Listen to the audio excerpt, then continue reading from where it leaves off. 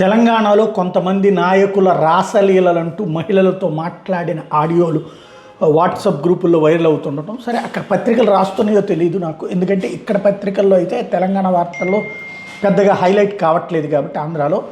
But ఆ సందర్భంగా social మీడియాలో వస్తున్నటువంటి వాటి ప్రకారం అయితే ఆ ఆడియోలు ఈ మంత్రి గారు మాట్లాడారు, ఎమ్మెల్యే మాట్లాడింది, అమ్మాయి వాళ్ళు మాట్లాడింది, లేదా వాళ్ళ మీద అక్రమ సంబంధాలు ఇట్లాంటి వీడియోస్ లేదా ఆడియోస్ వస్తూ ఉన్నటువంటి సందర్భం, డిజిటల్ ప్రచారాలు వస్తూ ఉన్నటువంటి సందర్భంలో కోమటిరెడ్డి కూడా అట్లాంటి బాధితుడా?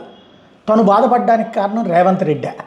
కోమటిరెడ్డి వెంకటరెడ్డి ఈ మధ్య అసంతృప్తితో రేవంత్ రెడ్డి మీద చేస్తున్న వ్యాఖ్యలలో రెండు కోణాలు. ఒకటి, నేను అనుకుంది ఇప్పటిదాకా కూడా రాజగోపాల్ రెడ్డి మంత్రి అవ్వాలనుకుంటున్నాడు, అధిష్టానం దగ్గర కూడా ఒత్తిడి చేస్తున్నాడు, అధిష్టానం కూడా అతనికి సపోర్ట్గా ఉంది కాబట్టి వెంకటరెడ్డిని పక్కకు తప్పించేందుకు ప్రయత్నం ప్రిపేర్ చేస్తుంటే రేవంత్ రెడ్డి దానికి కోపం వచ్చి ఆయన ఇట్లా మాట్లాడుతున్నాడేమో అనుకున్నా.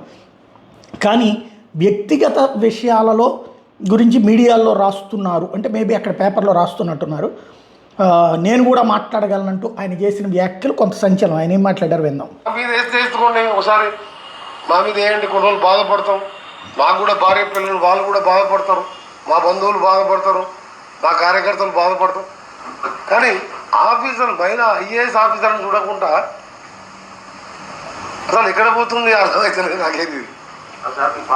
అంటే మా మీద వేసుకోండి అంటే ఐఏఎస్ ఆఫీసర్ మీద కూడా రేవంత్ రెడ్డి రాయిస్తున్నారు అంటే కొంతమంది ఏదో ఐఏఎస్ ఆఫీసర్కి మంత్రులకి సంబంధాలు ఇట్లాంటివి కూడా ఏదో వచ్చినట్టున్నాయి. ఇందులో ప్రధానంగా ఇతరుల వ్యక్తిగత జీవితాల మీదన ఇట్లా మాట్లాడడం కరెక్టా అన్నటువంటి పాయింట్ని ప్రొజెక్ట్ చేసుకొస్తున్నారు. మరి ఇది రాజకీయ కోణమా లేకపోతే నిజాలు బయటపడ్డప్పుడు బాధపడటం అన్నది తెలంగాణ ప్రజలు తెలుసుకోవాలి.